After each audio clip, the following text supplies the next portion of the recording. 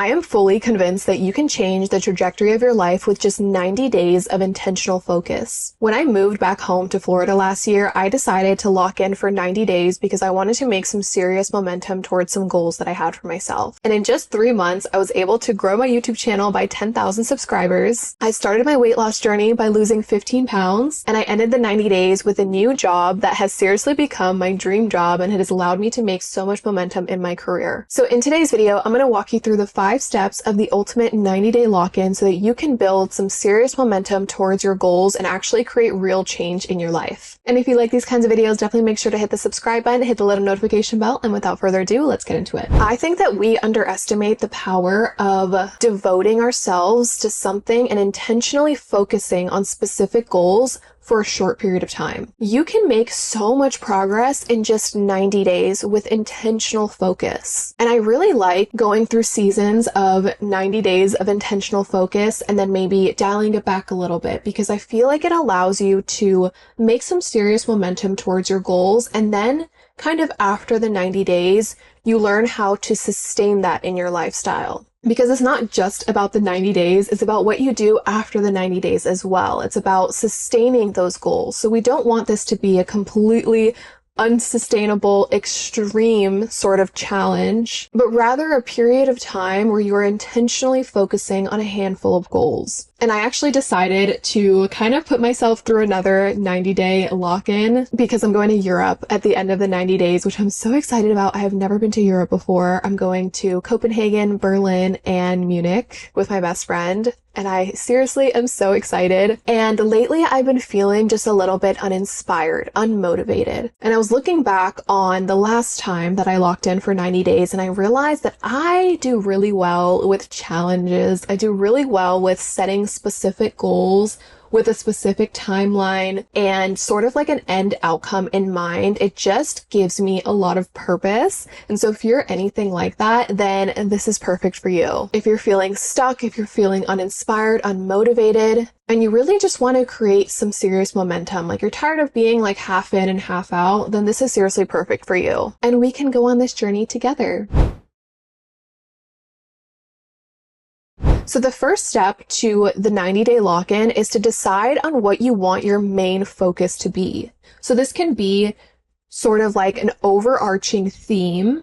It could be an intention. It could even be a feeling, or it could be a tangible goal that you want to set for yourself. What do you want to feel by the end of the 90 days? I think it is so important to not only focus on the tangible result that you want to create for yourself, but also how you want to feel. In my experience of going through challenges like this, oftentimes I've noticed that by the end of the challenge, I don't even really want the goal anymore, but I have accomplished the feeling that I wanted. So I think when you're deciding on the main focus, focus on also how it's going to make you feel to have what it is that you want. So you can decide on this main focus by finishing the statement. By X date, I want to accomplish X thing and I want to feel X. So for example, I can share with you my main focus and my main intention for these next 90 days, so you can just get a good idea of it. By October 26th, I want to have paid off X amount of debt,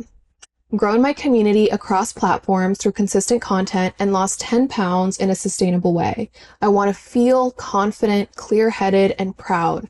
Like I finally proved to myself that I can show up, stay focused, and create real momentum. And because you guys know I love using ChatGPT, you can have chat kind of help you out with your main focus and with your intention statement, essentially, for the 90 days. But for this step, you just want to focus on what is your why, what is your intention, what do you want to feel by the end of the 90 days. Okay, so now that you have your overarching theme and intention for the 90 days, now you're going to figure out what areas of your life do you want to focus on in the 90 days. And you're going to set specific goals for these areas of your life. I definitely don't think you should have more than 3 goals or 3 different areas of your life that you're focusing on for 90 days. Honestly, I'd say 3 is the max, 2 to 3 goals. You can even only have 1 goal if that's what you want to do. But I definitely think 3 should be the max. So for me, the 3 areas that I'm focusing on, which honestly, these have been like the 3 areas that I've been focusing on for the last year, since moving back to my parents' house is my finances, my content creation, and my health. I think it really depends on the season of life you're in. You know, maybe for you, it could be you want to focus on relationships. Maybe you want to focus on your health, your finances. Maybe you want to focus on your career. Just decide for yourself what areas of your life you want to focus on over these 90 days, and then you're going to set very specific goals for each area of your life. And when you're setting these goals, it's important to make sure that they're realistic. You know, like I said, this isn't meant to be an extreme challenge. It's just 90 days of intentional focus so that you can make some momentum towards your goals. It's not that you're going to accomplish everything you've ever wanted in 90 days, because I think that's very unrealistic, but instead you're making some progress towards your goals. And sometimes that progress doesn't look like actually tangibly seeing results. Especially if it's something brand new that you're starting, you might not see those results in a really dramatic way in 90 days, but regardless of what the external results you create, I can guarantee you after 90 days, you will have accomplished something. You will have learned more about yourself, about your skill set. You'll have improved on your skill set. You'll have gained clarity on what it is that you're working towards. So you want to get very specific with your goals. Instead of just saying, I want to be fit in 90 days, what does that actually look like for you?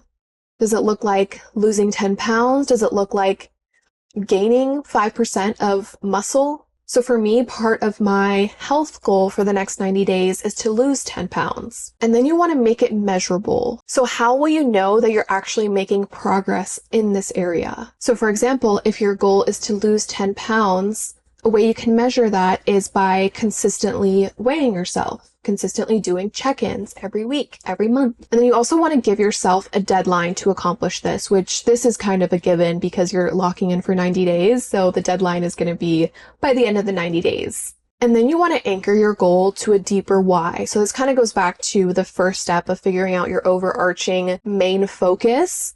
But what is the why behind accomplishing this goal? One of my goals is to have 90% of my debt paid off by the end of the 90 days.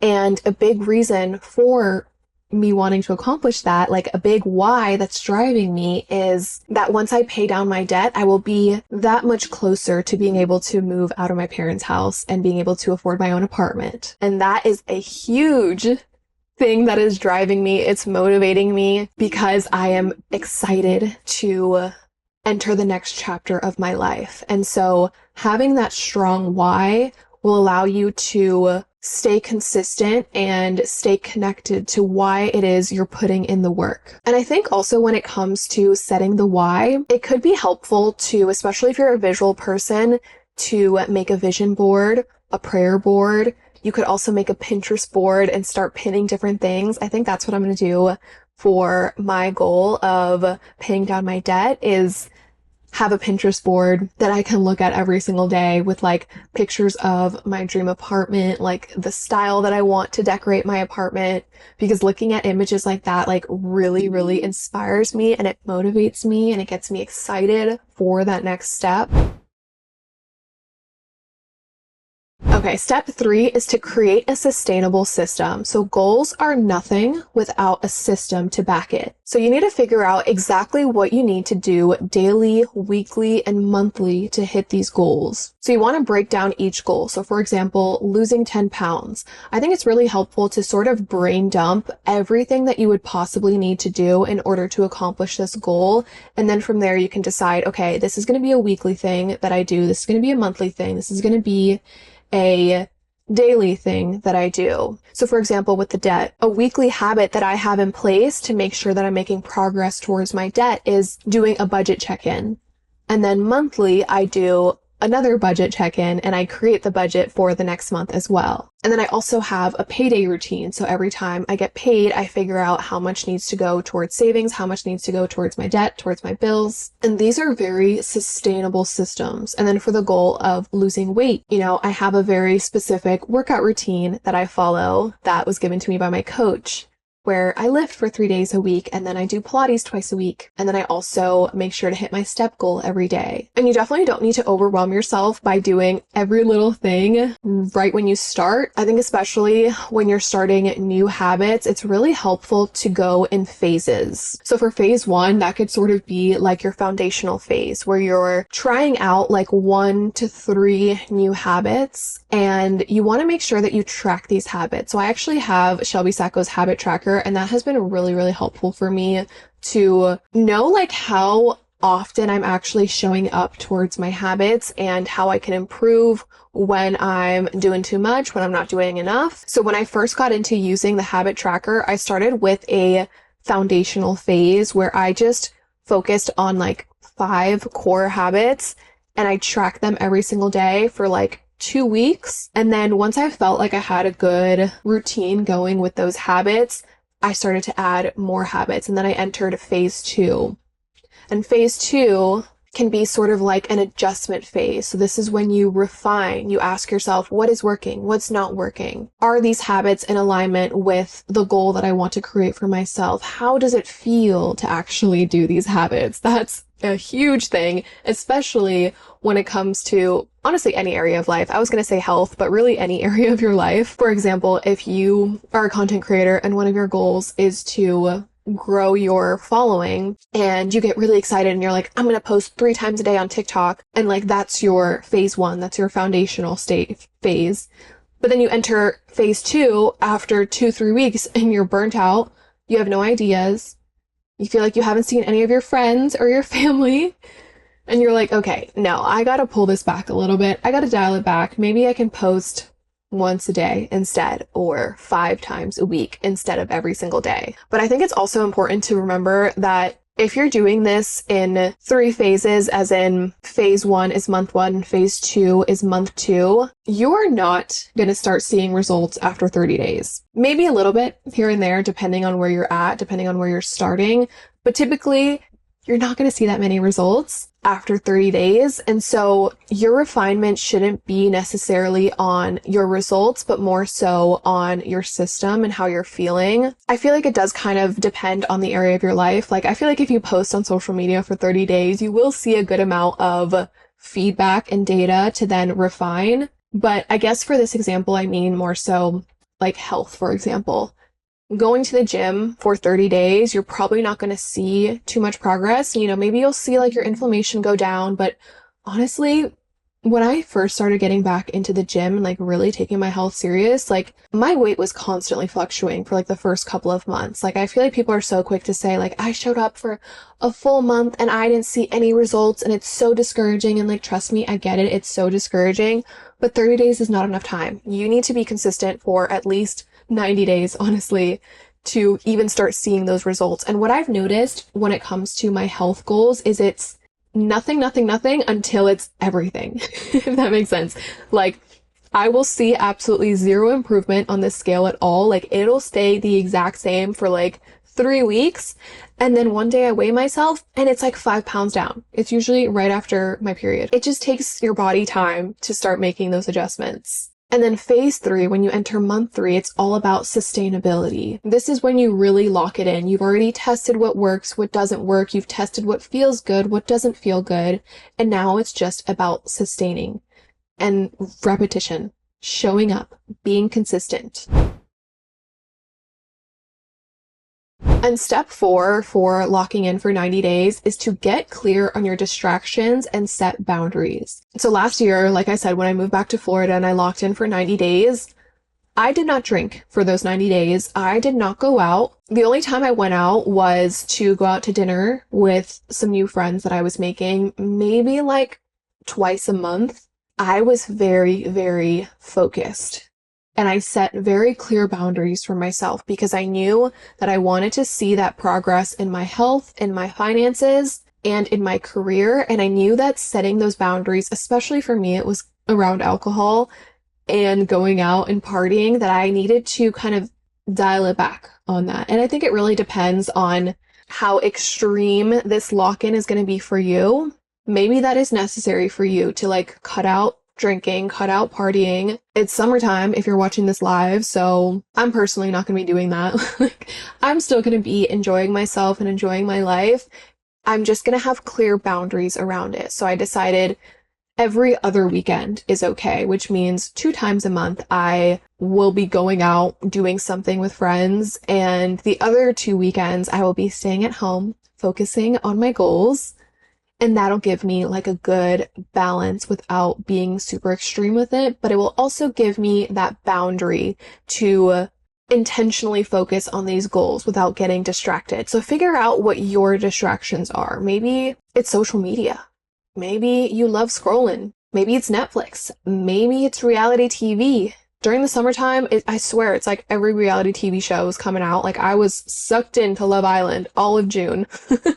And I finally feel like I have my life back, and I'm like, I'm not getting wrapped up in another reality TV show. So figure out what your distractions are. What takes you away from your purpose? What takes you away from what you're working on? And I really don't believe in fully, completely restricting unless it's something that you feel like you have to. Like I said, like when I did it last year, I felt like I really needed to restrict myself from alcohol and all of that. But sometimes it doesn't have to be that dramatic. Sometimes, same with the reality TV or with Netflix or all of that, maybe it's just that you set a boundary for yourself. Okay, I'm not going to watch this reality TV show or this Netflix show, whatever, until I finish all the things that I need to finish. Or I can habit stack as well. If one of your goals is health related, you can watch your show as long as you're walking on the treadmill, as long as you're on your bike, or as long as you're at the gym. That's when you choose to watch your show. So it's like you're still achieving and you're still focusing on the things that you want to focus on, but you're also still living your life and you're still enjoying yourself, because we're not about the extreme mentality over here. And same with socializing too. I also don't think this needs to be a 90 days of being a complete hermit, unless of course you just need to know yourself. You need to know your limits. You need to know what truly distracts you. Maybe your friends are distracting you. Maybe you just set that boundary like I am, where it's going to be every other weekend and not every single weekend.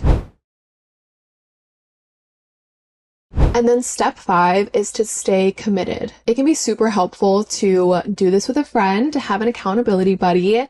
Maybe you can find somebody in the comments down below that you want to lock in for 90 days with. Or maybe you can post about your journey on social media if you're a content creator. You can track your progress in some way, whether it's, like I said, using a habit tracker or maybe like a daily journal or something that kind of just allows you to stay committed and stay focused on these 90 days of intentionally locking in. Because most importantly, you need to keep yourself in it when you're not seeing progress, because it's not going to happen right away.